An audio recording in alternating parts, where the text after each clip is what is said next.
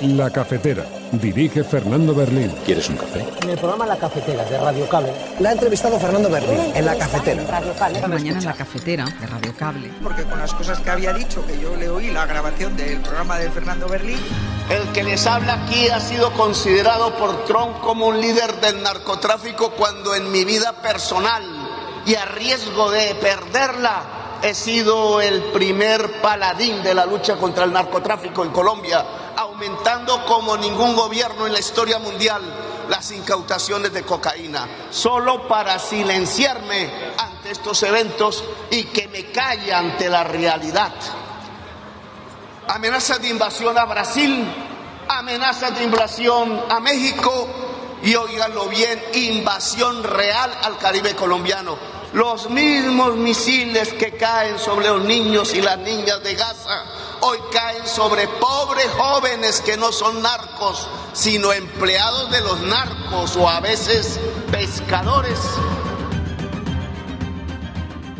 All of us here today understand that we are edging dangerously close to the Earth's critical tipping points, thresholds beyond which the natural systems we depend on may begin to unravel. The melting of polar ice, the loss of the Amazon, the disruption of ocean currents. These are not distant threats. They are fast approaching and will affect every one of us, no matter where we live. Feijóo lo ha vuelto a hacer. Ha presentado una propuesta para confundir a los autónomos. La propuesta es oportunista y carece totalmente de memoria. Primero menos impuestos y menos trabas. Las cotizaciones no son impuestos, van directamente al bolsillo de los autónomos en forma de incapacidad temporal, de pensión de jubilación, de prestación de maternidad y de paternidad, por ejemplo. ¿Pretende el Partido Popular acabar con la base y el fundamento del sistema de la Seguridad Social, que es un sistema contributivo? Vamos a compatibilizar el régimen de autónomo con el trabajo por cuenta ajena. Feijóo ignora que ya existe la pluriactividad en España. Desde hace décadas se puede ser trabajador asalariado por la mañana y autónomo trabajador por la tarde. Descarcome la corrupción y la más sórdida. Gestionan ruinosamente la utilización de los poderes del Estado y por eso son ustedes los que se están defendiendo en los banquillos. Operaciones contra adversarios, contra fiscales, contra la Guardia Civil, contra los jueces que hacen su trabajo. Son lo peor que ha tenido España. ¿Dónde estaba el Partido Popular el día de la Dana? Señores del Partido Popular, en el Ventorro. ¿Dónde está el Partido Popular apoyando a Mazón durante un año, aplaudiéndole los mítines del PP? Durante un año la desvergüenza absoluta del Partido Popular es lo que hemos estado viviendo. Y hoy nos llega aquí Ayuso y nos encontramos a la señora Ayuso diciendo que el parlamentarismo está faltando por la falta de educación de los grupos de la oposición.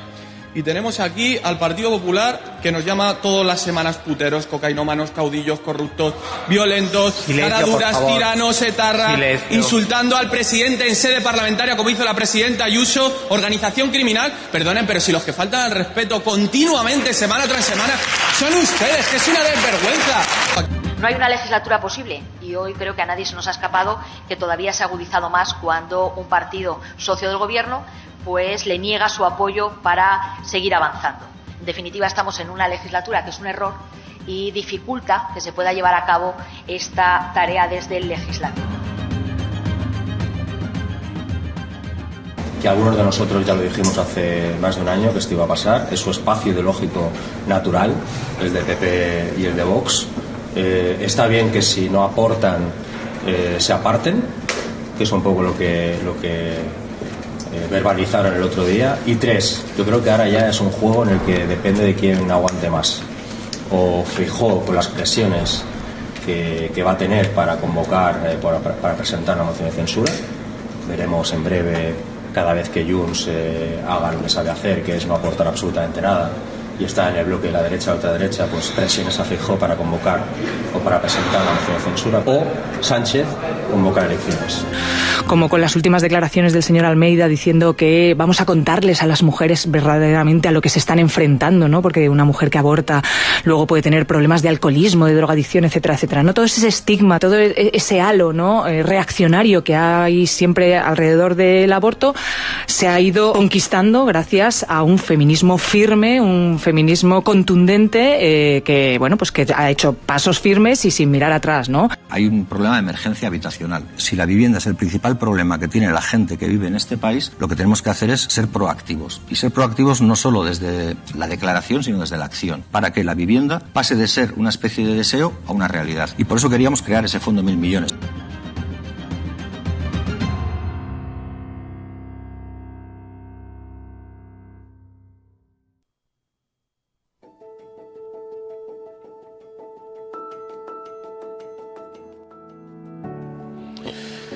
Bueno, pues ya termina otra semana más en esta cinta de la vida, en este sin vivir, que es el paso del tiempo, que vamos semana a semana consumiéndolas como las últimas colillas de un cenicero, y así van pasando los días, y así nos vamos unos a otros también acompañando en el tránsito de la vida. Muy buenos días a todos, bienvenidos a La Cafetera, a este programa del viernes.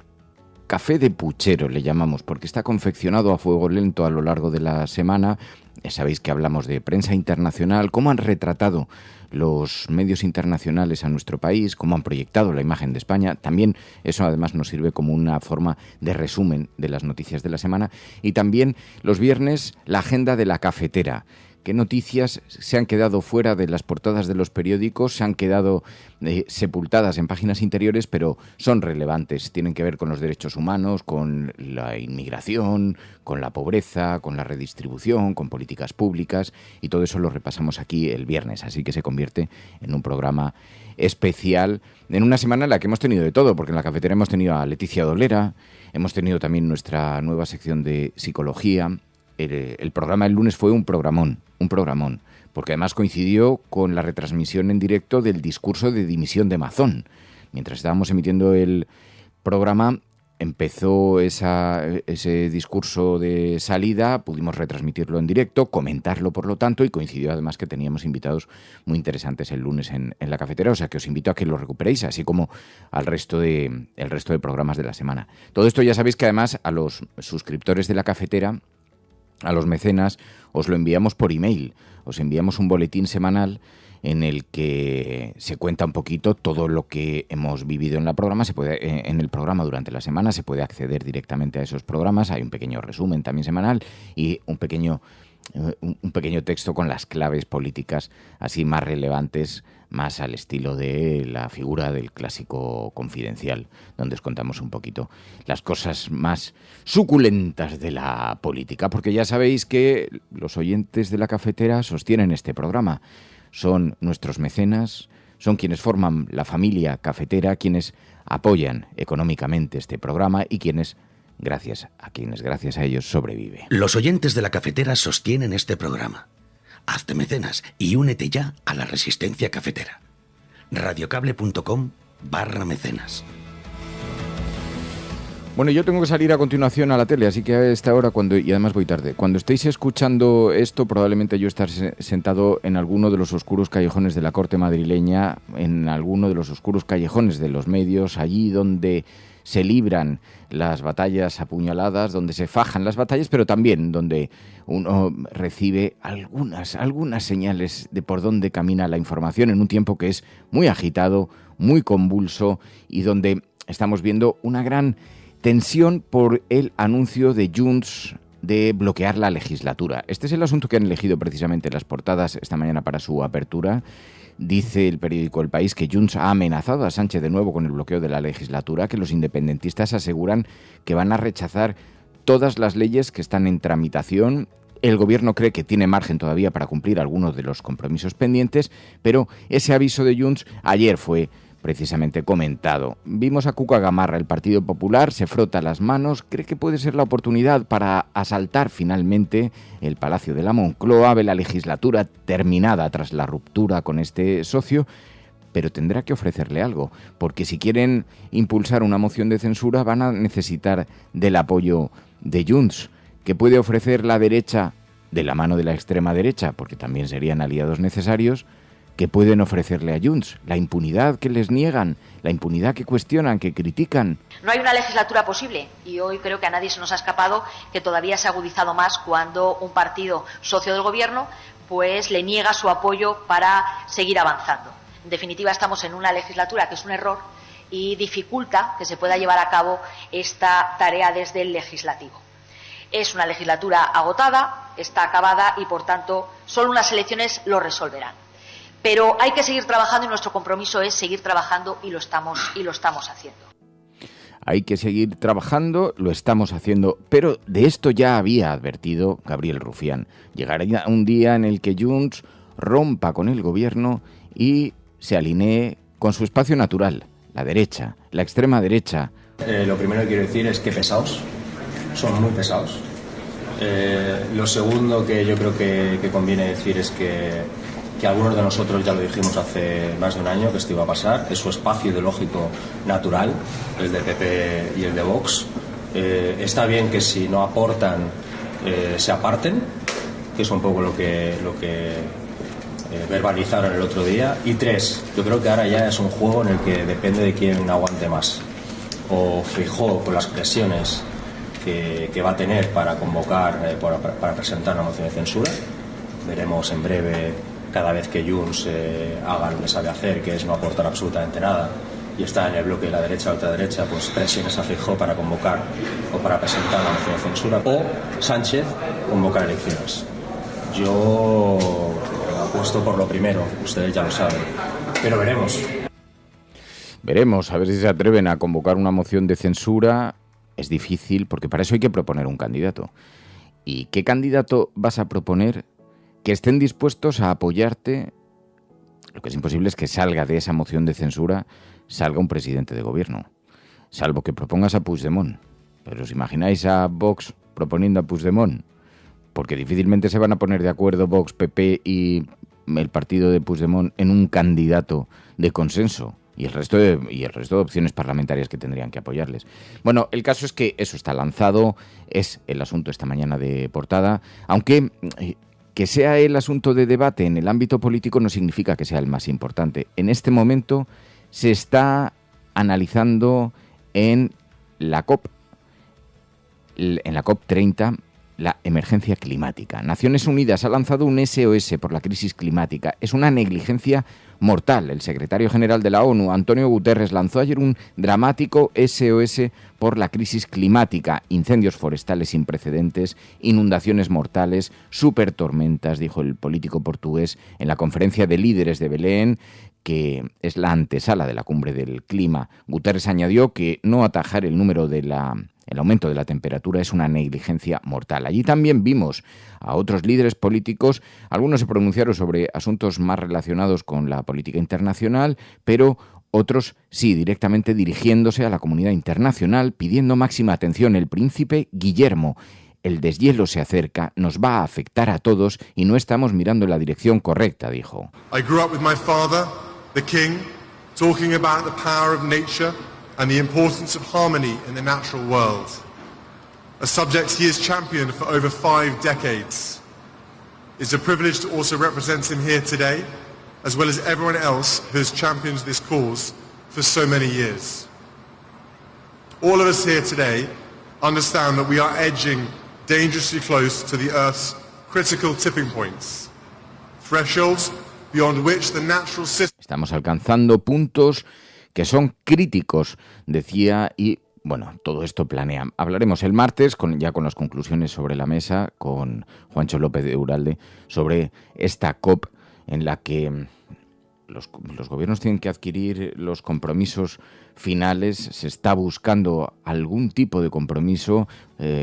España va a reivindicar allí el modelo energético español, pero la COP está jugando contrarreloj con un planeta que acumula ya mucho tiempo, demasiado tiempo de inacción y récords históricos de temperatura. La concentración de CO2 en la atmósfera ha crecido a velocidad récord el año pasado, volverá a marcar otro hito este 2025. También sabemos que hay una cierta esperanza en la COP, en la negociación entre estos 170 países, con el objetivo de decidir cuáles son los pasos que se pueden dar, a qué ritmo, cómo pagarlos para cumplir los acuerdos de París, porque los ecosistemas acuáticos están sufriendo ya las consecuencias de la temperatura. El estudio que se ha publicado la semana pasada en la revista Science ha revelado que hay una sequía y una ola de calor extremo que han elevado la temperatura de las aguas de la Amazonía hasta los 41 grados. Se están produciendo fenómenos nunca registrados antes en el planeta. Los científicos están poniendo el grito en el cielo. Esto va más rápido de lo que nunca se imaginó. Y ahora la ciudad de Belén, en Brasil, acoge esta cumbre del clima con el objetivo de fijar nuevos compromisos para frenar un cambio climático que no deja de acelerarse. Bueno, esto es lo que tenemos esta mañana también en las portadas de los periódicos. Lo lleva el periódico El País, como decimos, en su primera página. También vemos a Sánchez, que renuncia a presentar los presupuestos este año después del órdago de Puigdemont, dice el periódico ABC. Después de asegurar hace un mes que sudaría en la camiseta para lograrlo, Moncloa asume que no llegaremos a enero por la enmienda a la totalidad de Junts, dice el periódico ABC. El gobierno ordena además cuidar a Junts, nervioso por el auge de Alianza Catalana. Claro, el problema de todo esto es que Junts per Catalunya está lanzando mensajes ya muy escorados hacia la derecha porque compite en Cataluña con este partido llamado Alianza Catalana, que es de extrema derecha. Así que Junts, que ve cómo sus votantes se van en esa dirección, se está también alineando con un discurso anti-inmigración, con un discurso muy pronacionalista, sí, ya cabía un poquito más, pero muy conservador. Bueno, todo esto, aquí la derecha, la extrema derecha, cómo compiten por el discurso, algunas cuestiones, el feminismo, la vivienda, cómo se introduce ese debate, también ha formado parte estos días de los debates políticos. Hemos visto, por ejemplo, en Castilla y León, a Pablo Fernández dirigiéndose a Vox sobre la ocupación. Señorías de Vox, yo no sé cómo decírselo. El problema de la vivienda es el mayor problema que tenemos en esta comunidad y en este país. Pero ustedes siguen con su matraca y ustedes siguen con sus bulos y ustedes siguen con sus mentiras. El problema no es la ocupación. Miren, en España la ocupación supone un 0,057% de las viviendas en este país. El problema no es la inquiocupación, que deberían saber ni siquiera existe como figura jurídica. En este país hay 3,3 millones de familias que viven de alquiler y únicamente hay 11.000 personas que no pagan el alquiler. El problema es la imposibilidad absoluta que tiene buena parte de nuestra población para acceder a una vivienda. Y ustedes quieren arreglar este problema dando incentivos a los que más tienen, dando incentivos a los ricos, suprimiendo el impuesto de patrimonio, suprimiendo el impuesto de donaciones y sucesiones. Sus soluciones son las mismas que las del Partido Popular.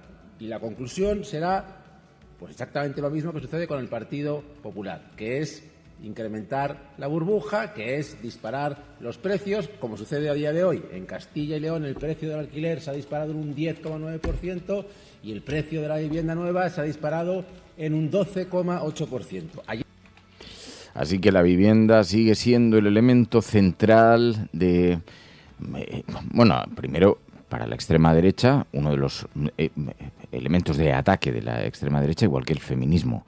Nos hemos encontrado precisamente ese debate, lo decía Mónica García, reivindicaba el feminismo contra precisamente los movimientos antiaborto. Las conquistas del feminismo siempre son contracorriente de una sociedad absolutamente patriarcal que infantiliza a las mujeres, ¿no? Tanto con esos 3 días de reflexión como con las últimas declaraciones del señor Almeida diciendo que vamos a contarles a las mujeres verdaderamente a lo que se están enfrentando, ¿no? Porque una mujer que aborta luego puede tener problemas de alcoholismo, de drogadicción, etcétera, etcétera, ¿no? Todo ese estigma, todo ese halo, ¿no? Reaccionario que hay siempre alrededor del aborto se ha ido conquistando gracias a un feminismo firme, un feminismo contundente que, bueno, pues que ha hecho pasos firmes y sin mirar atrás, ¿no? Así que eso está en el debate, la gran batalla contra precisamente estos elementos sobre los que la extrema derecha ha decidido fijar el foco de atención. Bueno, sobre eso precisamente también, fijaos, decíamos, el derecho a la vivienda. Óscar Matute, desde Bildu, también defiende ese derecho, dice que hay que hacer políticas activas, que es la única manera de luchar contra esta profunda herida que tiene la ciudadanía. Hay un problema de emergencia habitacional. Si la vivienda es el principal problema que tiene la gente que vive en este país, lo que tenemos que hacer es ser proactivos. Y ser proactivos no solo desde la declaración, sino desde la acción, para que la vivienda pase de ser una especie de deseo a una realidad. Y por eso queríamos crear ese fondo 1.000 millones. Con ese fondo 1.000 millones se puede construir vivienda, no entrando en la lógica de los constructores, que siempre van a querer construir más vivienda privada que pública. Necesitamos un fondo potente económico que no nos haga depender de la voluntad de los intereses privados para construir vivienda. Queremos movilizar vivienda vacía. Tenemos que entender todos que el derecho a la vivienda está por encima de la aspiración que pueda tener alguien a sacar más rentabilidad a su dinero. Y nos encontramos con realidades en las que hay muchas viviendas cerradas, viviendas que están ahí como una especie de salvaguarda de patrimonio, cuando ahí tienes miles de personas que están buscando una vivienda y no la encuentran, porque lo que ganan no pueden destinarlo en su totalidad a la vivienda, porque tendrán que comer, tendrán que vivir. Ya no digo lógica, cada vez parece una aventura más idílica o utópica. La ley de vivienda posibilitaba la declaración de zonas tensionadas. La ley de vivienda que no contó con el apoyo del Partido Nacionalista Vasco. La declaración de zona tensionada lo que permite es limitar los precios de alquiler. ¿Qué pasa? Las diputaciones no han hecho sus deberes, y hay que decirlo así abiertamente, y que nosotros siempre hemos reclamado es celeridad. No entendemos que cuando hay un problema que afecta a decenas de miles de personas, si no a cientos de miles en nuestro país, y hablo de Euskal Herria, no seamos capaces de entender que esta es la prioridad, que el derecho a la vivienda tiene que estar por encima de la capacidad de obtener beneficios de otra gente. El derecho tiene que primar sobre la posibilidad del beneficio. Así que la vivienda, sí, como emergencia nacional, la vivienda como la oportunidad para la izquierda para desmarcarse de todas estas políticas. Bueno, la vivienda, el feminismo. Ayer hubo un debate, por cierto, en Cuatro se ha vuelto muy viral este momento. Vimos a Irene Montero defendiendo las razones, las causas por los que hay que seguir luchando, hay que seguir avanzando ante la violencia machista. Irene Montero decía, las mujeres nos agreden, pero nos agreden en todas las circunstancias. A las mujeres nos violan y nos agreden, nos desnudemos o no, vayamos con minifalda o con tapadas hasta las orejas, sonriamos o no, nos emborrachemos o vayamos sin una gota de alcohol. A las mujeres nos agreden en todas las circunstancias. De hecho, la mayoría de agresiones sexuales no las cometen hombres desconocidos como aparecen en esta foto. La mayoría de agresiones sexuales las cometen hombres del entorno de las mujeres, amigos de amigos, compañeros de trabajo, familiares, padres, tíos, abuelos, en nuestros espacios de mayor seguridad, en nuestro trabajo, en nuestras casas. Por tanto, es una campaña que está dando una imagen falsa de lo que es la violencia machista, que está situando la responsabilidad en las mujeres, como si por el hecho de no desnudarnos fuésemos a tener menos posibilidades de que nos agredan, y además está promoviendo el terror sexual y la cultura de la violencia. El objetivo no puede ser que las mujeres o los niños y niñas sean los que se responsabilizan de una violencia sexual. Los únicos culpables y los únicos responsables de una violencia sexual son los hombres que agreden, y por tanto las campañas institucionales legalmente tienen la obligación de encaminarse hacia... Hay debate sobre una campaña institucional, está criminalizando a las mujeres. En todo caso, eso decía Irene Montero, en todo caso lo que sí que está abierta es esta gran herida que tiene la sociedad española y la necesidad de avanzar en contra la violencia machista. Lo recordaba también Ana Redondo, la ministra de Igualdad. Lamentablemente estamos en el camino. Lamentablemente todavía hoy tenemos que seguir combatiendo la violencia de género, el machismo, la desigualdad profunda, la discriminación que sufrimos las mujeres. Y es verdad que estas 36 mujeres asesinadas ya en lo que va de año nos interpelan cada día y nos exigen cada día que sigamos avanzando, que no cedamos ni un milímetro, porque todavía no hemos llegado al final. El machismo es transversal, la violencia machista es terrible, no conoce de clases sociales.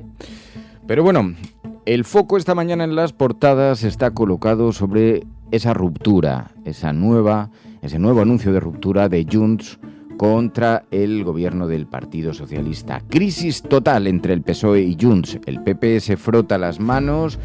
Creen que esta es su oportunidad, que con esto van a poder desmarcarse, que con esto van a poder ganarle la batalla al Partido Socialista, desmontarle. El gobierno de Sánchez hace crash. Junts ha dicho hasta aquí, rompe con el PSOE y sí, deja la puerta abierta para que el PP entre en modo caza total. En Moncloa intentan tapar la herida, el Congreso huele a drama, promesas rotas, líos internos, la eterna guerra por la amnistía. La cuestión está en saber quién rompió de verdad el tablero. ¿Fue Junts por rebeldía? fue el PSOE. Para intentar esquivar la amnistía, juegan al juego del trilero. ¿Dónde está la pelotita? ¿Dónde está la pelotita? Mientras mantienen viva la legislatura. Pero hay razones sí que hemos visto, razones reales por las que anuncian desde Junts que se rompe toda relación con el gobierno. ¿Cuáles son esas razones? En primer lugar está el incumplimiento reiterado de los acuerdos pactados. Junts está acusando al gobierno de no haber cumplido los compromisos a los que habían alcanzado, sobre todo en el acuerdo de investidura y en las negociaciones posteriores, y dice que eso ha erosionado completamente la confianza. 5 razones que se enarbolan: los desacuerdos sobre políticas concretas, la amnistía, la inmigración, la multirreincidencia. Junts tiene muchas dificultades en su discurso, está intentando que se parezca al de los extremistas de Alianza Catalana, compite con ellos, con los votos, pero son de extrema derecha. Pero, sin embargo, la prensa, los análisis detallan los avisos de Junts por decisiones del Ejecutivo en esas materias: inmigración, regulación penal, la gestión de la amnistía, la normalización política, que considera que son insuficientes. También la falta de diálogo y negociación continuada. Dice que tienen la sensación de haber sido marginados. Lo dice Junts, y que con esa sensación no pueden mantener una relación fluida que sí tenían cuando llegaron a los acuerdos iniciales. Hay ausencia de interlocución concreta, y esto se presenta como uno de los motivos. También, no nos engañemos, hay un cálculo estratégico. Muy estratégico, porque la dirección de Junts llevó a sus bases una consulta interna que indica que la ruptura también responde a fortalecer un liderazgo, responder a corrientes más duras, recuperar espacio político propio, tratar de competir ante un hipotético calendario electoral. Y luego está la insatisfacción con los resultados. No queremos la lista de la compra, buscamos objetivos ambiciosos, dicen. Con los pasos dados por el gobierno no se satisfacen las demandas de reconocimiento ni medidas con impacto real sobre el conflicto catalán, defienden. Dicen que los acuerdos son meramente tácticos y ellos estaban exigiendo cambios más profundos. Y al final lo que ha hecho el gobierno del Partido Socialista, el gobierno de Pedro Sánchez, ha sido prometer, prometer, prometer hasta meter, y una vez que ha metido se olvida de lo prometido. Es un viejo clásico de la subcultura patriarcal machista española, tampoco nos llevemos las manos a la cabeza. Pero bueno, con ese lío tenemos las portadas de los periódicos que en esta mañana sí daría para elegir cuál es la más teatral.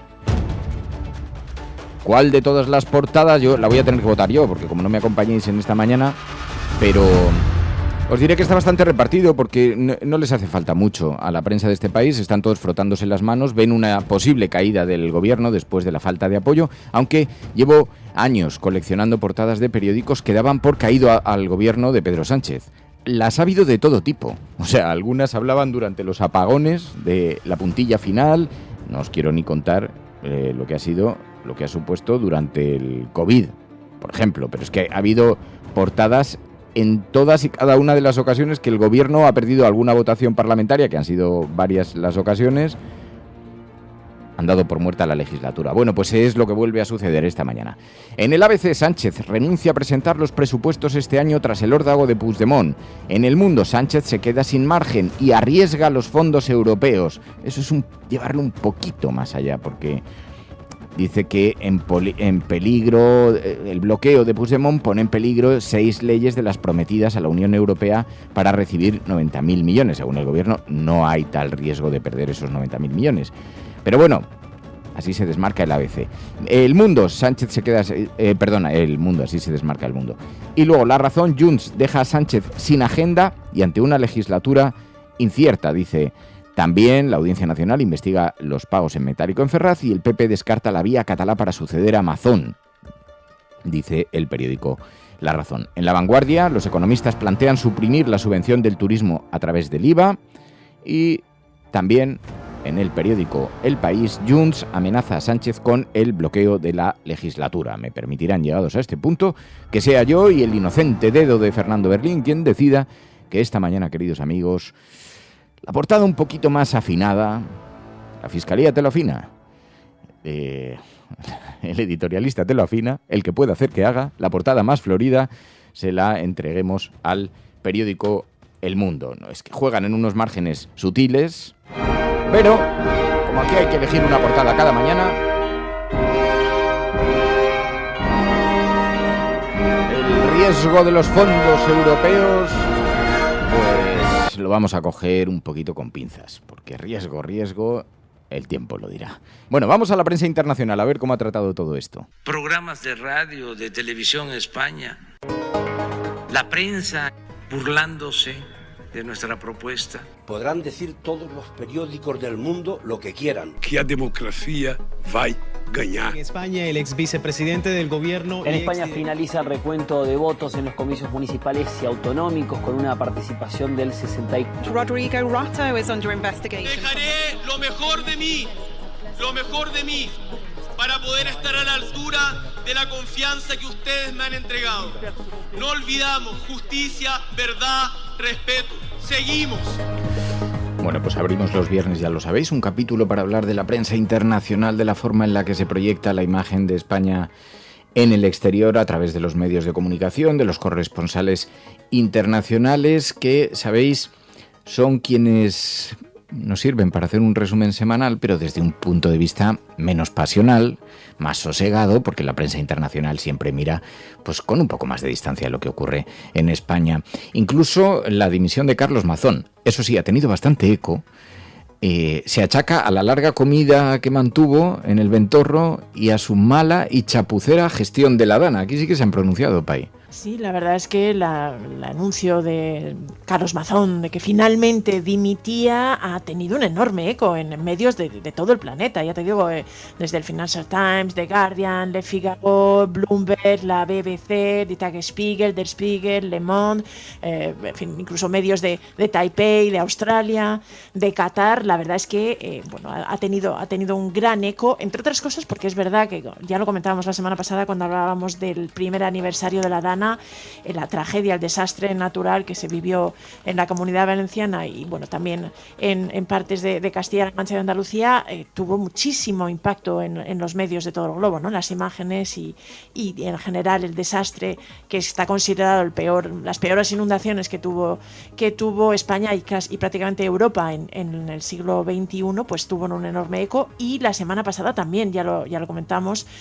pues las manifestaciones pidiendo la dimisión, incluso los insultos hacia Carlos Mazón en el funeral, pues habían tenido mucho eco. Así que, lógicamente, pues el anuncio de su dimisión también ha llamado la atención. La mayor parte de los medios internacionales que se hacen eco de esta renuncia del presidente valenciano, ponen de relieve que se produce justo un año después de la tragedia, ¿no? Y recuerdan un poquito, pues precisamente los insultos en el funeral, algunos como The Guardian, ¿no? Explican que le llamaron asesino, Le Figaro también lo dice, explica que tira la toalla, y en general lo que se pone de relieve son las causas. El Financial Times es uno de los más contundentes porque desde el titular dice que el líder valenciano dimite a causa del largo almuerzo que mantuvo durante las inundaciones y durante la Dana. The Guardian habla de que se renuncia un poco por su gestión chapucera de las inundaciones. Todos los medios internacionales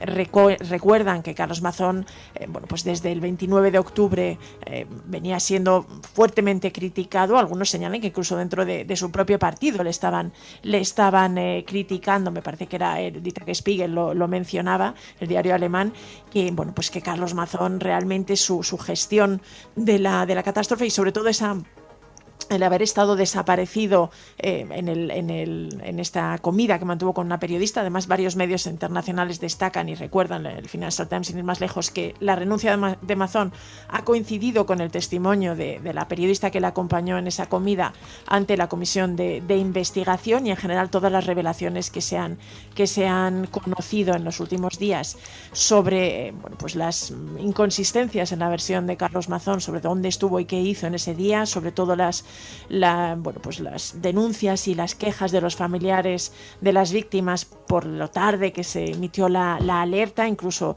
algunos de los fracasos, me parece que era el Figaro, decía algo así como que también Carlos Mazón había pagado un poquito su incapacidad para explicar de forma coherente qué es lo que habían hecho, incluso después en la gestión de la emergencia en los momentos posteriores a las inundaciones. Así que hay alguno que incluso Le Courrier International que habla de que Carlos Mazón fue un poco el dirigente fantasma durante la Dana y que finalmente había dimitido. Ya te digo que muchos medios también incluyen el titular que justo un año, que ha tardado un año en dimitir, pero pues que la salida de Mazón y su renuncia realmente sí que ha impactado en los medios internacionales. Siempre he puesto por delante de absolutamente todo la responsabilidad y el compromiso de la recuperación de mi tierra contra viento y marea. Liderar ese trabajo, bien encauzado ya, requiere de una fuerza especial que ni yo ni mi familia tenemos. Les puedo asegurar que por voluntad personal habría dimitido hace tiempo. Ha habido momentos insoportables para mí, pero sobre todo para mi familia. Creía de corazón que me sería más fácil demostrar desde esta atalaya lo que ocurrió en la gestión de la emergencia. Que luego, analizado el discurso, es muy cachondo, porque decía Mazón, creí que desde esta atalaya podría demostrar, o sea, utilizar la institución para su propia... Estuvo comiendo durante horas, desaparecido en un capítulo que todavía no se ha explicado con suficiente profundidad y desaparecido de la coordinación de la emergencia. Y luego confesó una cosa muy relevante: quise dimitir, pero no me dejaron, me lo desaconsejó Núñez Feijóo. Igual que le desaconsejaron que pidiese la ayuda al Estado central. Y esto, aunque también lo hizo dentro de la asunción de críticas, pero resulta muy llamativo y muy chapucera la gestión, no solamente de la Dana, sino intentar culpabilizar a todo el mundo. Bueno, fue una cosa bastante llamativa. Ese ha sido protagonista en esta semana, ha dado... Es verdad, y fíjate que en varios medios internacionales sí se hacen eco de estas palabras de Carlos Mazón, el intento también de los reproches al gobierno y estos comentarios de ya no puedo más, también los destacan, pero realmente en la prensa internacional hay bastante unanimidad en señalar que la gestión de Carlos Mazón fue mala y que era bastante insostenible su situación al frente del gobierno valenciano. Que luego, claro, hemos oído cosas, porque es que desde el propio Partido Popular estaban ya intensificando las críticas a Mazón. Fijaos, en Celia Villalobos, en televisión. Es que te he dicho desde el principio, es decir, no se puede saber la verdad de cuál era la responsabilidad de cada cual, del gobierno, de la empresa que te tiene que decir si va a llover o no va a llover, para analizar si las obras que tenían que haber estado hechas estaban hechas. No se ha hecho nada porque está todo paralizado, porque el único objetivo es que se vaya Mazón. Vete de una puñetera vez, porque estás haciendo daño no al PP, porque si le estás haciendo daño al PP y la culpa la tiene el PP, peor para nosotros. No. Está haciéndole daño a toda esa familia, a toda una sociedad valenciana que es incapaz de dar el paso siguiente, que estamos paralizados desde hace un año. No se puede tener una sociedad paralizada. Y lo que pasó ayer, tú no puedes llamar al señor Mazón asesino, porque es como si yo llamara al señor Sánchez asesino por todos los que murieron por el COVID. Que no.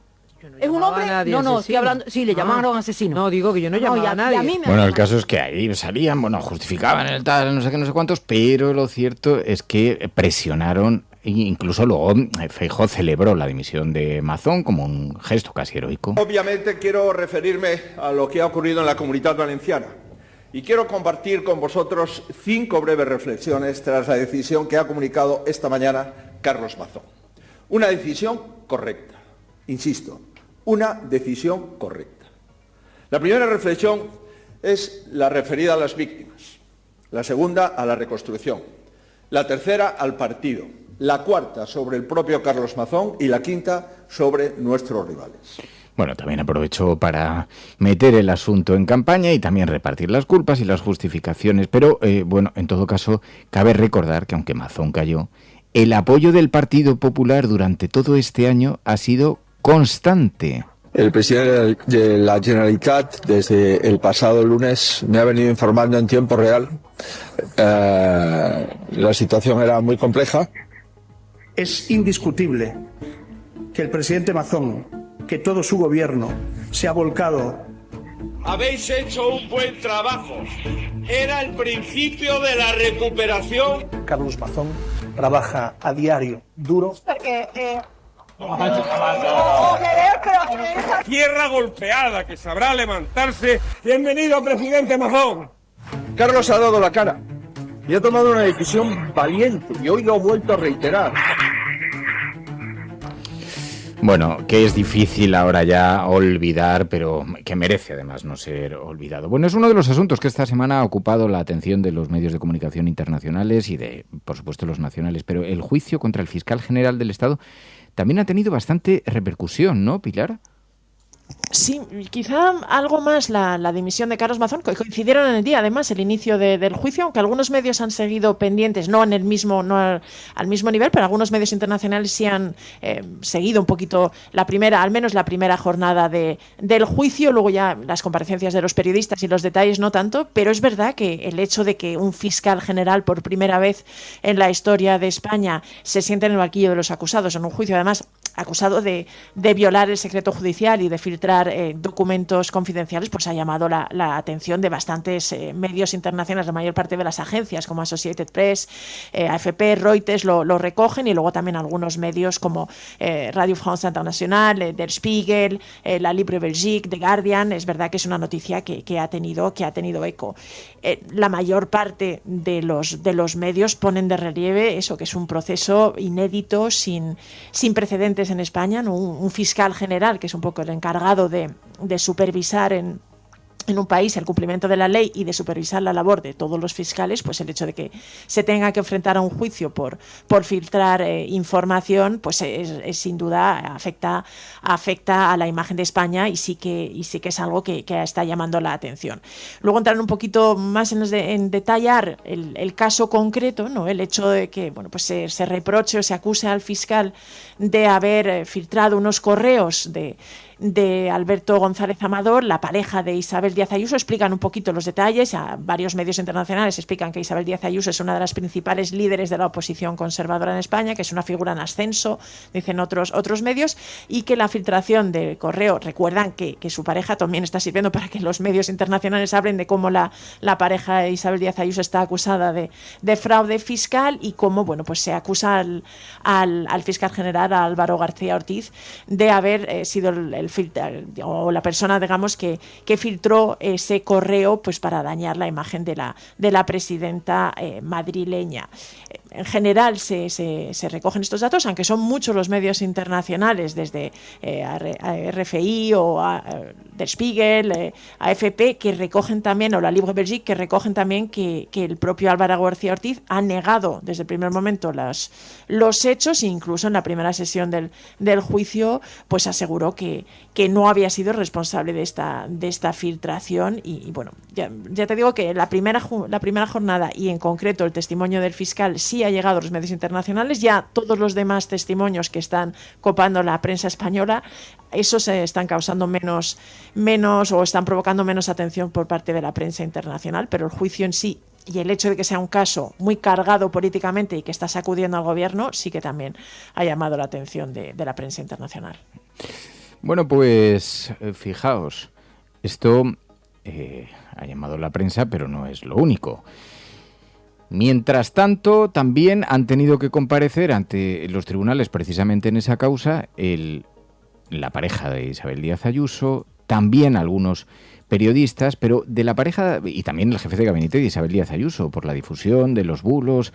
Bueno, todo esto ya sabéis que entra dentro de ese paquete de comparecencias. Lo que pasa es que la pareja de Ayuso salió diciendo que había pasado por una situación, que estaba pasando por una situación personal muy difícil, y decía: no sé qué opción me queda, si me han destrozado la vida, si suicidarme o marcharme del país. Yo pasé a ser el delincuente confeso del Reino de España. Otra pobre víctima como Mazón, como Ayuso, yo no sé cómo lo hacen, pero siempre acaban siendo ellos las víctimas, ¿no? O sea, es evidente que hay un ataque orquestado para acabar con la presidenta Isabel Díaz Ayuso. Si no, jamás habríamos conocido la identidad de su pareja. ¿Pero qué pasa? ¿Que hemos obligado a la presidenta de la Comunidad de Madrid a trabajar con empresas que casualmente reparten comisiones millonarias a su hermano, a trabajar con entidades públicas que casualmente le perdonan créditos a su padre, a trabajar con empresas privadas de la sanidad que casualmente forran a su pareja? ¿Es que la hemos obligado? A mí lo que me parece inaudito es que el fiscal general del Estado se siente en un banquillo cuando hay una pléyade de periodistas reconociendo que tenían esa información mucho antes de que le llegara al fiscal general del Estado.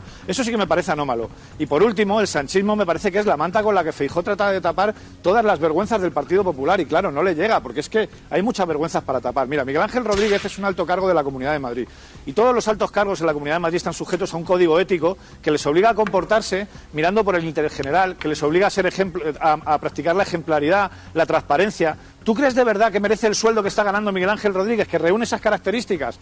Un señor que ha amenazado a periodistas con cerrarle el medio en el que trabajan si no dejan de informar sobre casos que incomodan a la presidenta de la Comunidad de Madrid. Es que es muy grave, porque están apuntando directamente al sistema democrático. Es que si toleramos toda esta serie de comportamientos, cuando una mañana nos levantemos, no tenemos democracia a la que agarrarnos. Y es evidente que el fiscal general del Estado no hay base suficiente para ponerle donde lo han puesto. Y es evidente que Miguel Ángel Rodríguez mentía. Lo decíamos nosotros y no nos creíais, y ahora ya lo dice él en sede judicial porque no le queda más remedio. Bueno, eso decía Emilio Delgado, contestando precisamente a las cuestiones que hemos estado escuchando esta semana. Bueno, también ha sido una semana más en la que los resultados económicos de nuestro país vuelven a recibir los elogios de la prensa internacional. Esto es una constante, lo hemos ido contando en el programa, parece que los ponemos de relevancia. Es que el análisis internacional que se hace sobre la economía española es boyante, y esto no lo podemos inventar, es que es la tónica general en los medios. Claro, lo saben en el gobierno y por eso presumen constantemente. Las cifras económicas de nuestro país son extraordinarias. Nunca, en la vida, jamás, las empresas de nuestro país han tenido mejores resultados que con este gobierno. Lo ha dicho Reuters también esta semana. España ofrece a Europa una lección de economía moderna. Tampoco sabemos muy bien qué es lo que se está haciendo. Bueno, la reforma laboral. Pero ¿qué medidas estamos tomando que sean tan impactantes en el mercado como para estar en esa situación? Desde luego Reuters sí lo ha visto, ¿no? En un análisis económico de la agencia británica, que además tiene un enorme peso en digamos, los mercados y el mundillo financiero, son muy claros. O sea, es verdad que es un análisis de un analista que se llama Mike Peacock, está firmado individual, no es de la agencia en sí, pero el titular es clarísimo. Dice: España ofrece a Europa una lección en economía moderna. Y, bueno, pues vuelve a resaltar que los datos de crecimiento de la economía española son muy, muy superiores a los de la media y en general los demás países de la Unión Europea. Explica que en el tercer trimestre se han ralentizado un pelín, pero que siguen casi triplicando el que tiene de media el resto de los países, y bueno, pues considera que esto se debe a una mezcla de políticas exitosas que sirve de lección para otras muchas economías, y sobre todo sirve de lección porque, según el análisis de Reuters, contradice y va un poco en contra de las tendencias globales. Y se fija, particularmente señala dos aspectos. Y uno de ellos es el que ya hemos hablado, la inmigración, las políticas migratorias. Reuters dice que España está haciendo una política migratoria inteligente que va bastante a contracorriente del resto de países europeos que intentan cerrar sus fronteras, y que, bueno, en este sentido España ha apostado por atraer a trabajadores cualificados. Dice que en este sentido se ha beneficiado de un impacto positivo de la inmigración porque, bueno, pues ha conseguido atraer y colocar a trabajadores cualificados migrantes, además en sectores donde había bastante demanda de empleo, y esto es uno de los motivos que explica, porque además España tiene una serie de problemas demográficos, y en este sentido es un caso inusual porque la mayor parte de los gobiernos europeos insisten en encerrar las fronteras, en señalar o en criminalizar a la inmigración, y en cambio España pues la destaca como algo que puede ser positivo y como algo virtuoso, y bueno, pues pone de relieve un poquito este aspecto. Y luego el otro aspecto que destaca el análisis de Reuters es la apuesta de España por lo que llama el impulso verde, ¿no? El Green Boost, y en general las energías renovables. Explica que, bueno, pues que España ha sido uno de los países que más ha invertido en tecnología solar, eólico o de hidrógeno verde, y que todo esto, primero, le ha permitido ya recoger una serie de beneficios y además cree que estos van a ser sectores que en el futuro van a tirar del crecimiento, del empleo, de la I+D, así que están beneficiando a España. Menciona, bueno, el apagón, dice que quizá no lo esté haciendo todo perfecto España, que el gran apagón de abril evidenció bueno, pues que hay que no se están llevando a cabo los cambios necesarios en las infraestructuras para seguir el ritmo de esta transición energética tan rápida, y luego también señala que puede haber algunos problemas, que el gobierno, por ejemplo, se está viendo afectado por algo de desafección, porque además tampoco está siendo capaz de responder a crisis como la de la vivienda, y está también con algunos problemas, digamos, de corrupción y algunos escándalos, pero en general pone de relieve que lo que ha demostrado España en la última década es que es posible aumentar la productividad en Europa, entre otras cosas si te apoyas en la inmigración, y que también incluso esto sirve para ralentizar las tendencias demográficas negativas. También hemos visto cómo numerosos medios internacionales han recogido las palabras del ministro de Asuntos Exteriores, Álvarez, admitiendo que durante la conquista hubo sufrimiento para los pueblos indígenas. El debate se abrió en España. Esto es muy interesante porque es la primera vez que hay un reconocimiento institucional de esa perspectiva. Dolor e injusticia hacia los pueblos originarios a los que se dedica esta exposición. Hubo injusticia.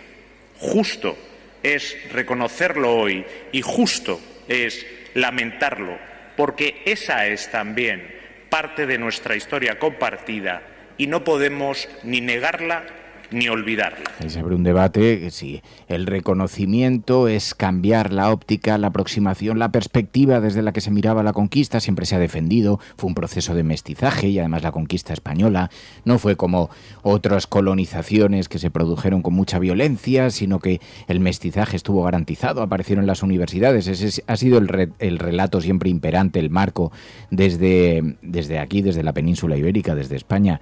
Claro, hasta que empezaron a protestar los países latinoamericanos, pero no gusta mucho a la derecha lo que ha ocurrido. Las declaraciones del ministro Álvarez sobre los hechos ocurridos en la conquista de México constituyen un error histórico y una falta de perspectiva de cara al futuro. Hay que recordar que otros países han reconocido el daño que hicieron, pero desde luego el debate está servido y numerosos medios internacionales han recogido estas palabras, ¿no, Pilar?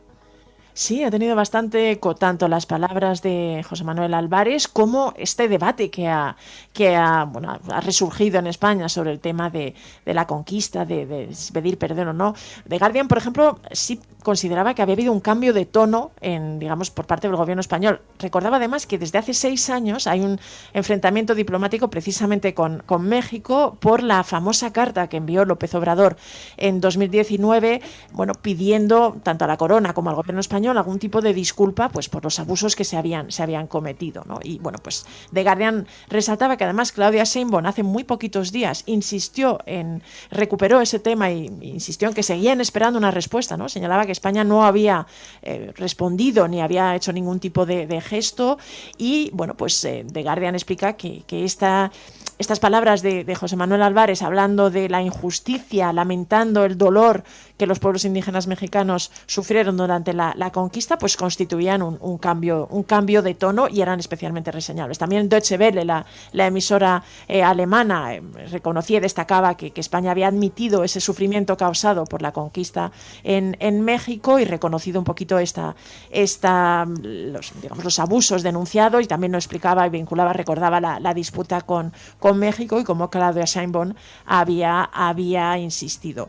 Y claro, este reconocimiento ha provocado, entre otras cosas, y de eso también hablan estos medios internacionales, que la presidenta mexicana pues lo recibiera bastante bien y hablara de un primer paso en la buena dirección por parte del gobierno español. La prensa francesa lo que destacaba, por ejemplo, RFI, era que esto había generado también un debate bastante vivo y bastante intenso en España sobre este asunto, ¿no? Y que recordaba que es un asunto que siempre escuece un poquito a la derecha, y que en este sentido, recogía, por ejemplo, las palabras de Núñez Feijóo, señalando que él no tenía la menor vergüenza respecto a la historia de su país, lamentando estas palabras del ministro de de Exteriores. El Figaro también lo ponía un poquito de relieve, que esta declaración de Álvarez, reconociendo el dolor causado a los pueblos indígenas mexicanos, pues había generado este debate, pero también había acercado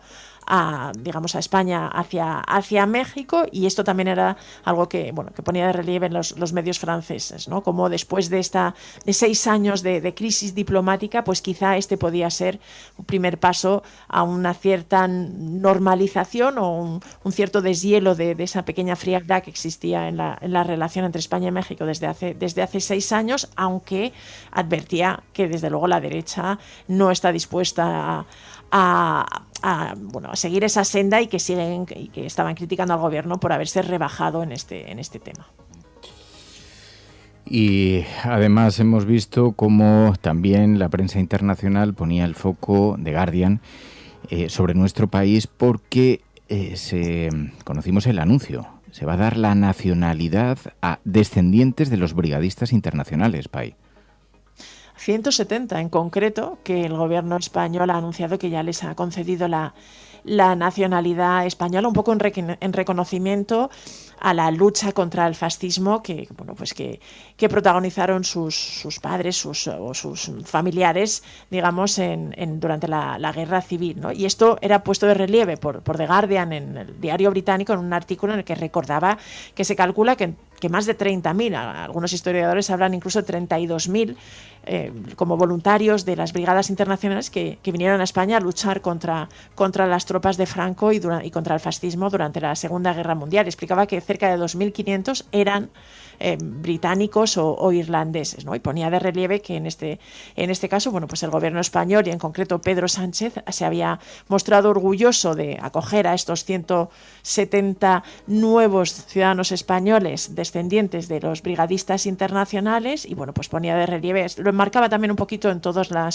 los aniversarios y todas las conmemoraciones que se está haciendo ahora en España en este año, coincidiendo con el 50 aniversario de la muerte de Franco, y como el gobierno además intentaba darle la perspectiva, resaltar la perspectiva de la transición y de los cambios que se habían llevado a cabo en España, y en este sentido, pues este reconocimiento a los brigadistas y esta en forma de concesión de la nacionalidad a sus descendientes, pues era puesta de relieve por el diario británico.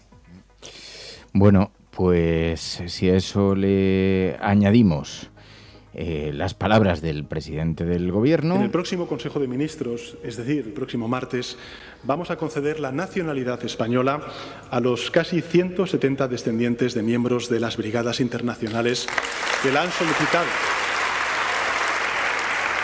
solicitado, como saben ustedes, pues en lo dispuesto por la Ley de Memoria Democrática, porque efectivamente para la España libre y democrática que somos será un honor poder llamarles compatriotas. Así, con esto, pues reducimos la semana, los titulares que más han impactado a la prensa, los asuntos que más han impactado a la prensa internacional. Bueno, este es el resumen de los medios internacionales, pero ya sabéis que los viernes abrimos también el capítulo para poner el foco sobre aquellas noticias que pasan más inadvertidas. Algunas, hemos hablado de ellas en la cafetera por indicación vuestra, nos hemos fijado, algunos anuncios relacionados con políticas públicas, también algunas buenas noticias. Es lo que nosotros llamamos la agenda de la cafetera. Es una agenda que va más allá de la agenda setting. Son las noticias que clásicamente los periódicos sepultan, entierran en páginas interiores y que, sin embargo, deben tener el máximo protagonismo. We will make America safe again. Ante Dios Todopoderoso, Venezuela. Por ahí hay un payaso. Lo primero que tiene que hacer o tenía que hacer es convocar a elecciones. Esas caritas del domingo. Lo que vamos a disfrutar el domingo con los progres. Le taché a Podemos de populista.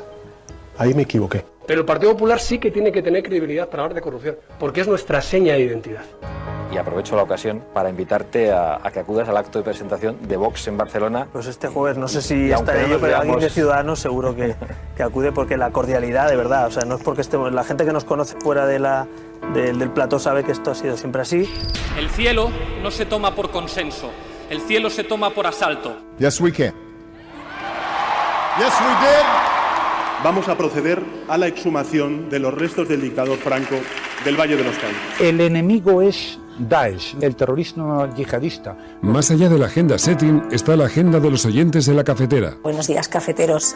Buenos días, cafetera. Buenos días, mundo. Creo que la revolución dicen que será feminista o no será, y yo apunto, además, que será ecologista o no será. Hagamos que se nos oiga. Hagamos que se nos conozca. Buenos días, Resistencia. Buenos días, cafetera. Buenos días, Resistencia. Os hablo desde Atenas, donde vivo y trabajo desde hace más de 3 años, cuando empezó la mal llamada crisis de los refugiados. Buenos días, cafetera. Buenos días, cafeteros. Muy buenos días, Resistencia. Os saludo desde Miami. Tu colaboración es importante. Ayúdanos retuiteando la dirección de este programa. radiocable.com. Bueno, muchas noticias de corte alternativo, de agenda paralela, de la agenda de la cafetera. Hay algunos asuntos que podemos tocar, pero te quiero preguntar por una cuestión, Pilar, porque como habíamos seguido el caso de un periodista italiano que había preguntado en una rueda de prensa si, de la misma manera que la reconstrucción de Ucrania la debe financiar Rusia, no sería justo y razonable que la reconstrucción de Gaza la financiase, la pagase directamente Israel. Lo preguntó el corresponsal italiano Gabriele Nunziati, corresponsal en Bruselas, lo preguntó a la Comisión Europea. We have been repeating several times that Russia should repay for the reconstruction of Ukraine.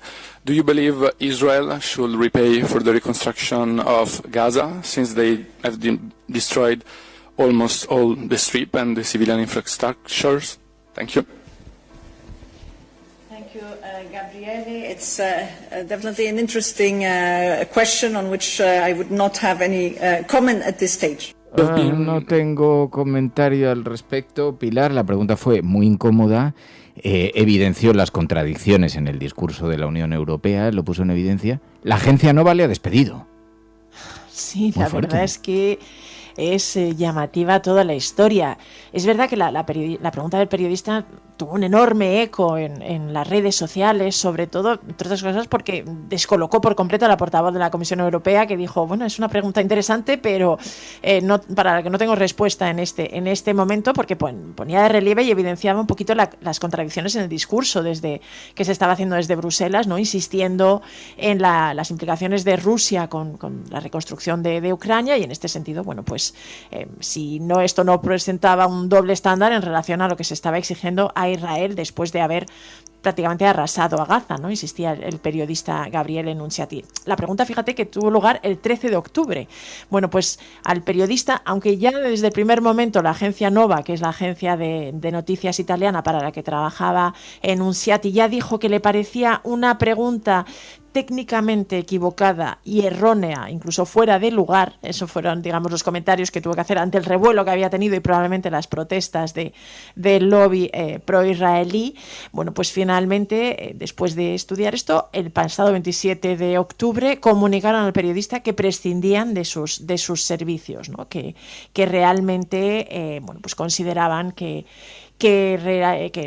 les dejaba en mal lugar, y habían tomado la decisión de expulsar y de despedir a este periodista. La verdad es que el caso, este anuncio de este despido está teniendo también bastante eco y está provocando una polémica. De hecho, el Consejo Nacional de Colegio de Periodistas italiano se ha mostrado desconcertado. Dicen que no entienden que se despida a un periodista por preguntar, ¿no? Y que pedían su reintegración, y también ha habido bastantes críticas por parte de políticos italianos que consideran que es un hecho muy grave el haber despedido a este periodista por hacer una pregunta que, por otra parte, no descalificaba ni en ningún momento señalaba nada, simplemente insistía o preguntaba una aclaración sobre un comportamiento que podía tener semejanzas y bueno, pues que no se abordaba desde la Unión Europea. Claro, es como el retrato perfecto de cuidado con excederse demasiado. Es un mensaje enviado para los osados, que tampoco es ninguna pregunta que a mí me parezca que merezca, desde luego, un despido, por supuesto que no, pero que merezca tantísima notoriedad. Si la Unión Europea se queda colapsada, claro, surge el debate porque han hecho la pregunta. Hombre, no, el debate ya existe, el debate está. Mientras tanto vemos a un Israel que se pasa los acuerdos de paz por donde se terminan las campanas, o sea, pero bueno... De hecho, esta misma semana una ONG denunciaba que ya no en Gaza, incluso en Cisjordania, Israel tiene un plan para construir más casas, más asentamientos ilegales y aumentar el número de colonos en 25.000 nuevos en Cisjordania, a pesar de el foco que hay sobre este asunto del plan de paz, el famoso plan de paz de Donald Trump, que de vez en cuando Israel considera que es de quita y pon, ¿no? Es verdad que tanto la tregua como el alto el fuego, bueno, pues de vez en cuando Israel lo viola cuando considera que tiene motivos para ellos, mata normalmente a un centenar de palestinos y vuelve a decretar el alto el fuego. Pero vamos, este plan de paz y este alto el fuego, entre otras cosas, aseguraba que en Cisjordania no se iba a avanzar en una más colonización y que bueno, con un intento y con una estrategia de lograr la ocupación y prácticamente la anexión de Cisjordania, y sin embargo, bueno, pues se alertaba de que sin hacer mucho ruido, pero se prosiguen, digamos, los planes para seguir construyendo viviendas y asentamientos ilegales en Cisjordania. Luego esta semana también nos ha llamado mucho la atención, lo estuvimos comentando ayer en el programa En la Cafetera y conversamos con el autor del informe para Cáritas, el informe de FOESA, en el que se ponía de manifiesto la generación que se ha quedado atrapada en la precariedad. Más de 2,5 millones de jóvenes españoles, decía el periódico El País ayer en su portada, que sufren pobreza o exclusión. Los titulares son pavorosos, no solamente porque se refieren a los jóvenes, hablan también de los adultos, de las condiciones, pero es un informe sobre la realidad española, sobre la realidad social española, y una cosa que revelaba, por ejemplo, es que el código postal y la mochila familiar pesa más que la capacidad y el esfuerzo, que la zona en la que vives condiciona la posibilidad que tienes para salir, para huir, escapar de la pobreza. Hay 35 indicadores que incluyen empleo, ingreso, vivienda, salud, educación, participación social, lazos comunitarios, conflictos. Todos esos empeoran en función de la zona en la que uno vive o las herencias familiares de las que uno dispone. Pero sabemos que las generaciones jóvenes van a vivir peor que las de sus padres, que la clase media se reduce, que crece la pobreza estructural, que 4 de cada 10 jóvenes no puede emanciparse por los altos costes de la vivienda, que el 48% de los inquilinos está en riesgo de pobreza, que hay 11 millones de trabajadores que tienen empleos precarios, que 1 de cada 3 menores vive en hogares que están definidos como en exclusión, que España es uno de los países más desiguales de la Unión Europea, que la vivienda se ha convertido en el epicentro de la exclusión social, que el empleo ya no garantiza salir de la pobreza, que la exclusión se feminiza, las mujeres son el sector de la población con mayores tasas de pobreza energética y residencial, que la brecha digital aumenta la desigualdad, que la pobreza energética vuelve a crecer. Hay más de 1 millón de hogares que no pueden mantener su vivienda a la temperatura adecuada, que el sur y las zonas rurales concentran la exclusión, Andalucía, Extremadura, Canarias, que la movilidad social se ha quedado estancada, que 1 de cada 4 jóvenes desconfía del sistema. Esto me parece dramático, porque esto, Pilar, que lo discutimos muchas veces en el programa, es que esto es una mina de oro para los fundamentalismos, para los radicales, para los salvapatrias que prometen soluciones sencillas. Por ese agujero de la desazón se coloca del desafecto con las instituciones públicas que no están sabiendo resolver estas cosas, y por ahí se cuela el discurso de la extrema derecha a toda velocidad, Pai. Sí, fíjate que la ONU alertaba de esto hace muy poquito tiempo en un artículo, ¿no? Como además también todas estas dificultades, e incluso lo señalaba también los recortes sociales, ¿no? Cómo estaban creando un problema de una presión sobre la clase media, la clase trabajadora, que en el fondo luego reforzaba o alimentaba el auge de los discursos de extrema derecha, la búsqueda de soluciones de este tipo. En el caso del estudio de Cáritas, la verdad es que deja muchos titulares preocupantes y que deberían provocar algún tipo de reflexión y algún tipo de medidas, ¿no? Además se ve que no es un asunto que esté en el debate público ni que centre la agenda de los partidos, que claramente están en otro, y sin embargo pues realmente condiciona el futuro, ¿no? Da un poquito la sensación de que los jóvenes no son ya el futuro, sino son las principales víctimas del sistema, y nadie parece estar tomándose en serio estas denuncias o buscando una solución que pueda aliviar o mejorar esta situación. Pues es uno de los asuntos, a nosotros nos ha parecido muy dramático. Y luego además fijaos, el otro día escuchamos una entrevista muy interesante en Hora 25, donde Andrea Rizzi, el corresponsal del periódico El País, escribe, columnista, hizo una reflexión sobre el auge de la extrema derecha. Lo hizo con Aimar Bretos. Fue una conversación muy interesante. Esto se ha convertido en un momento bastante viralizado en las redes. Y es verdad lo que dices de que ahora mismo tú coges el mapa de la Unión Europea y no hay país grande, salvo España, y veremos, que no tenga la extrema derecha o como primera o como segunda fuerza. Efectivamente, y estamos asistiendo a un fenómeno de hemorragia terrible de soporte a las derechas tradicionales, supuestamente moderadas, que en algunos casos han intentado replicar las modalidades y los planteamientos simplemente con un tono levemente inferior. No les ha salido. En Francia, en Italia están prácticamente desaparecidos, los Tories británicos están moribundos, y bueno, pues es un panorama francamente espeluznante. ¿Cuáles son los motores de esta extrema derecha? Yo creo que anda sobre todo sobre dos piernas, una de carácter material y otra de carácter cultural identitario. El carácter material es ese malestar de tantos en sociedades europeas y occidentales a los cuales no les ha funcionado el sistema globalizado, se ven precarizados, con dificultades, que otros triunfan en sus propias sociedades o en otras partes del mundo y tienen una frustración. Pero a eso se suma pues un malestar de carácter identitario, y esto es poderosísimo, ¿no? Un rechazo que se cristaliza en la inmigración. Wilders es un ejemplo, pero casi todos ellos comparten, ¿no?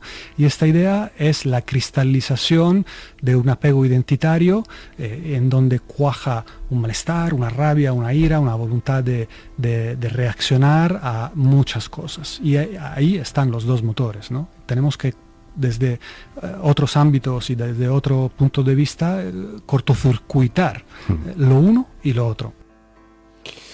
Así que gran riesgo. Fijaos, quien le hizo el otro día una fotografía, quien le puso a Vox todo un espejo delante, fue Pablo Fernández. Como muchas veces aprovechamos este espacio al final de los viernes en esto que se convierte en una suerte de conversación sobre las noticias un poquito más paralelas y recuperamos fragmentos virales, les hizo un traje a los de Vox. Ustedes lo que quieren es destruir a España.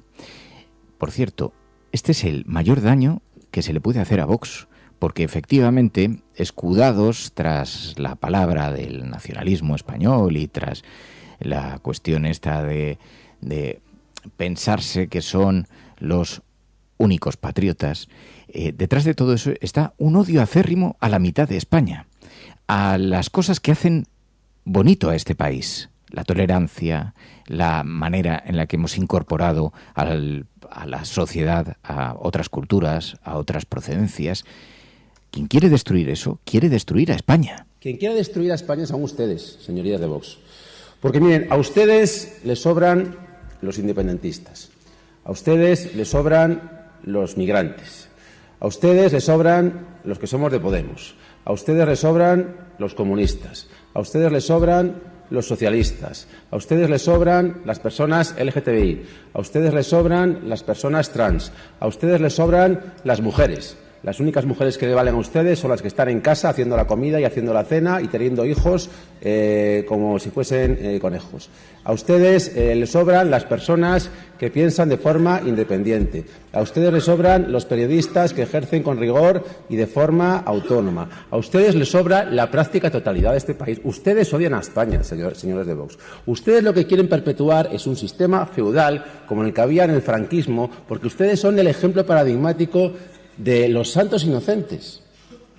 Ustedes a quien... Que esa es la otra paradoja. Ustedes necesitan los votos de aquellas pobres personas que se dejan engañar por indigentes intelectuales como Vito Quiles o sus demás referentes intelectuales, que son, como digo, gente que no tiene ni medio dedo de frente. Y a esas personas que ustedes le votan son a las primeras personas que ustedes eliminarían, porque ustedes quitarían las pensiones públicas, ustedes saquearían la educación pública, ustedes acabarían con la sanidad pública. O sea, ustedes son los que quieren acabar con la España que conocemos, la España plural, la España diversa, la España heterogénea, la España que quiere servicios públicos. Ustedes quieren destruir todo eso.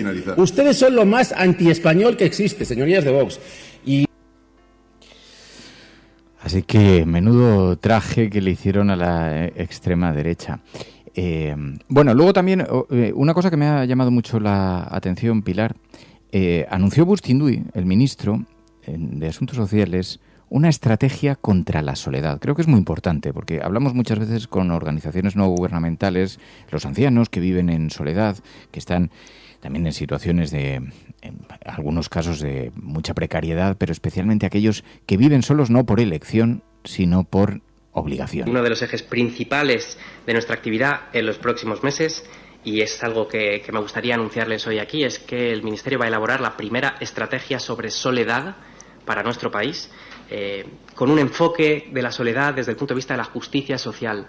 La soledad en sí misma no es un problema, tenemos que tener derecho a disfrutar del tiempo en soledad cuando nos apetezca, pero no puede ser una imposición, no puede ser el resultado de una erosión del tejido social que haga que todo ese contexto, cierro con esto ya, todo ese contexto al que me refería, donde hay muchas crisis que se agolpan a nivel internacional, hay mucha incertidumbre, bueno, pues que no se vivan en soledad si esa soledad no es deseada, no es voluntaria. Y para esto queremos trabajar con todas las administraciones públicas, con todo el tercer sector, con todos los agentes sociales, para poder garantizar que el tejido comunitario esté ahí, para que nadie deba abordar en soledad un momento difícil o una fase compleja de su vida.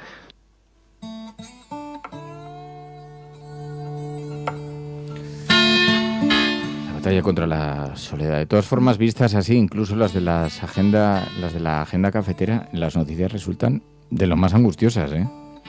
Yo no digo nada. Bueno, esta estrategia es precisamente, no es tan angustiosa, es para intentar, bueno, combatirla, reducirla o paliarla, ¿no? Sobre todo esa soledad no deseada de la que hablaba el ministro, y que muchas personas realmente la padecen o se ven inmersas en ella. Bueno, pues intentar ponerlo de relieve, ponerle el foco encima e intentar buscar maneras de paliarla o de reducirla. Sí. A veces, de todas maneras, también los oyentes nos insisten mucho.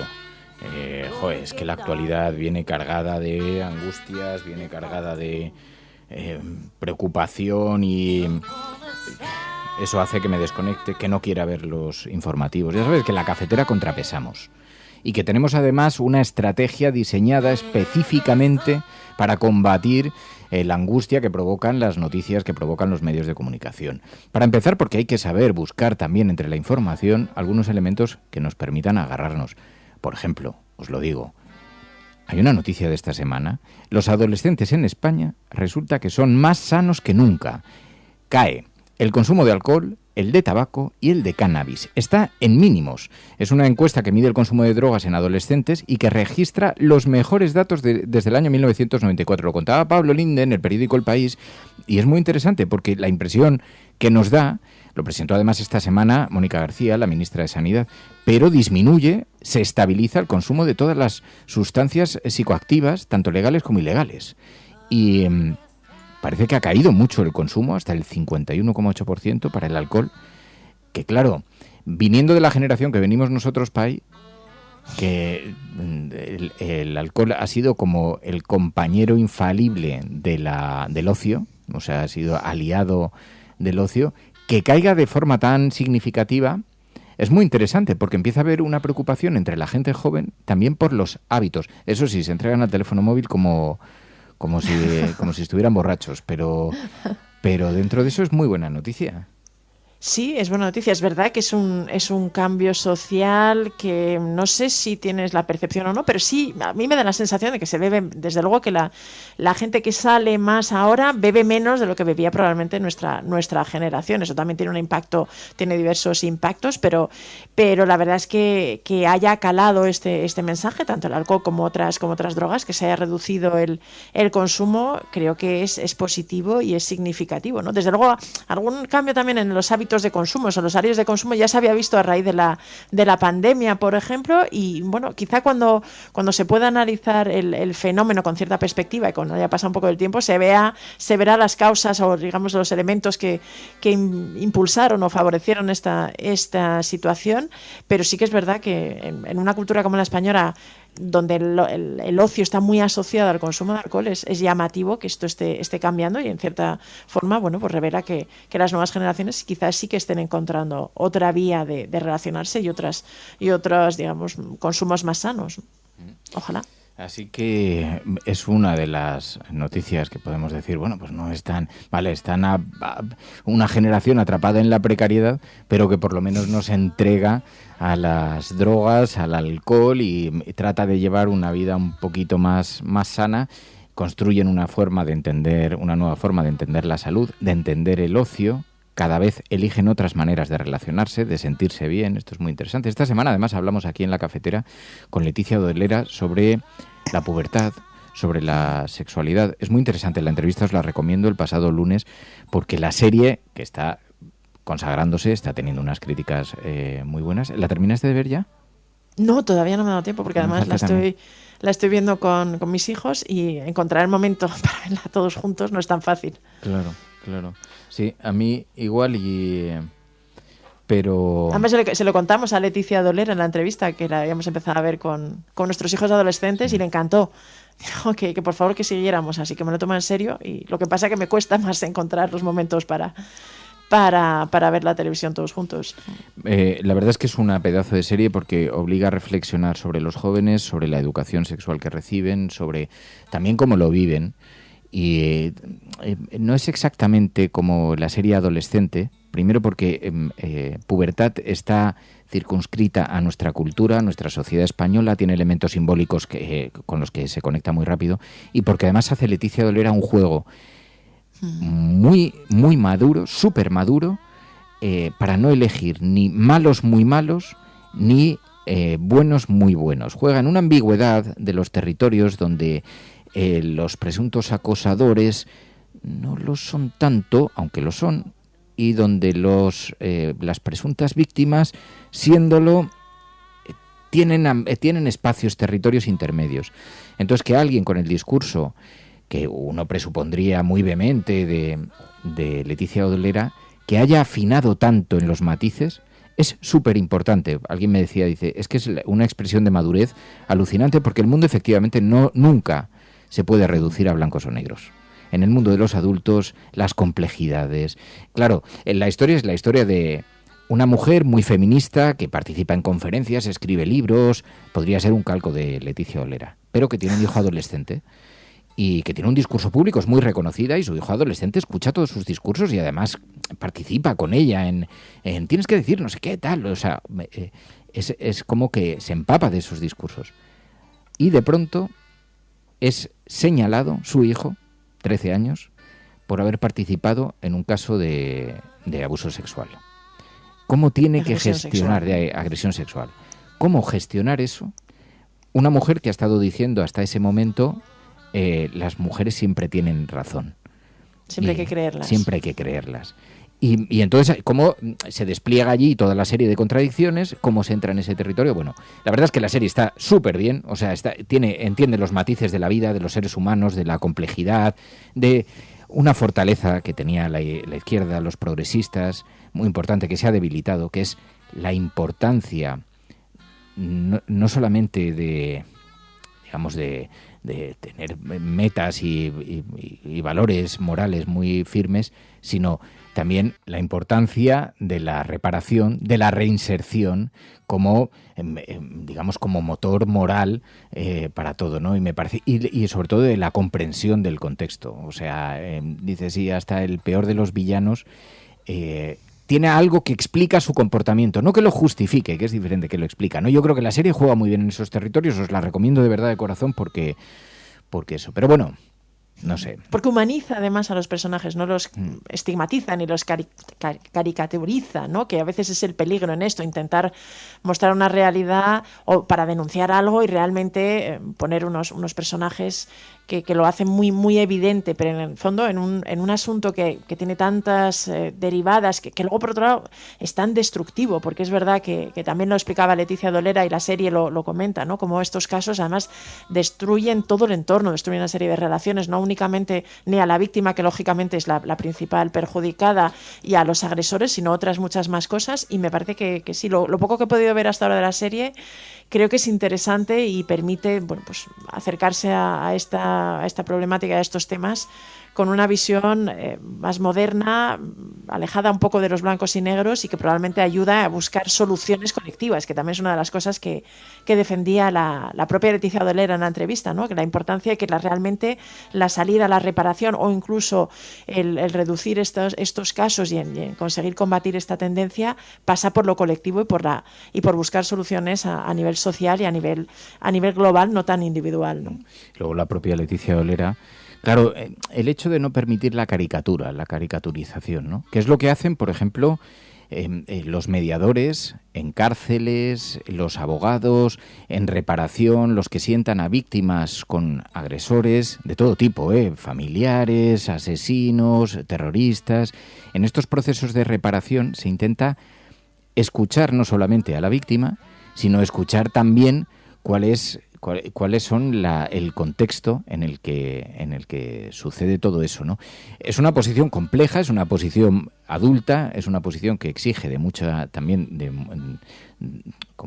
valores morales, pero que no lo simplifica las cosas en la caricatura. La propia Leticia Dolera en la entrevista dice: yo, que también fui objeto de una cancelación y vi lo que significa cuando simplificas las cosas, dice, fui objeto de eso, ¿no? Escuchadla porque es muy interesante, estuve el lunes, pero como os decía, tampoco queremos, mirad, en la cafetera estamos intentando hacer un esfuerzo sobrehumano para que en la actualidad las noticias no nos atropellen en el desasosiego.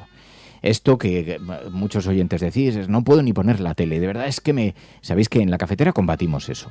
Hemos empezado a hacerlo con una sección de psicología. Cada lunes conversamos aquí en la cafetera. Esta misma semana hablábamos de la ansiedad. ¿Qué es la ansiedad? Porque la ansiedad la manifestamos muchos de nosotros, convivimos con ella, algunos de forma muy acusada, con presión en el pecho, con angustia para respirar, con un montón de cosas, otros pues la sobrellevan en forma de incomodidad, llevando una vida más precipitada, siempre pensando que nos acechan grandes catástrofes, siempre intentando anticiparnos. Bueno, pues aquí en la cafetera Ángela Fernández, nuestra psicóloga de cabecera, nos decía... Decía Fer que es que lo tenemos que ver como una emoción normal, es decir, como la tristeza, como la ira, o sea, al fin y al cabo es una emoción más. Entonces el negarla o el luchar contra ella tampoco nos ayuda en absoluto. Yo mismamente en muchos momentos de mi vida también tuve ansiedad. A día de hoy creo que esa parte física ya no la tengo tanto, he aprendido a gestionarla de ese modo, pero sí que es cierto que sigue a nivel de pensamiento, ¿no? Yo creo que la ansiedad se asocia mucho a perfiles con autoexigencia, perfiles perfeccionistas, perfiles también con una alta sensibilidad, con un sentimiento de responsabilidad, ¿no?, muy alto sobre las cosas o sobre las personas. Entonces, por eso también es normal que haya muchas personas con ansiedad y que no sea tan fácil, tan sencillo, ¿no?, liberarnos de esa emoción. Tiene que ver muchas veces con tu personalidad. Lo cual es fascinante porque revela que aquellos oyentes que decís, yo padezco un montón de ansiedad con las noticias, sois gente sensible, sois gente con una mirada especial sobre las cosas, así que mucho ánimo. Luego, oye, cada lunes además ofrece algún ejercicios de respiración o ejercicios de autocrítica o un poquito para aprender a conocerse un poquito mejor, y lo podéis escuchar los lunes en la cafetera. Esta ha sido nuestra semana, esta ha sido la semana del programa, la semana de la actualidad, la semana de las noticias, y ya está, otra semana más culminada, Pai. Ya se ha acabado, nada. Una más, una menos, ¿no? Una más, una menos. Esta es la cosa. Nos vamos a marchar. Pero el vaso siempre medio lleno. Sí, un poquito. Hay que ponerle un poquito de optimismo a la cosa. Gracias, Pai, cuídate mucho. Gracias a la Resistencia. Abrazos. Y pasa un buen fin de semana. Nos marchamos y nos marchamos enviándos ese mensaje. Estás escuchando La Cafetera y si lo estás haciendo, eres la Resistencia y no estás sola allí donde estés.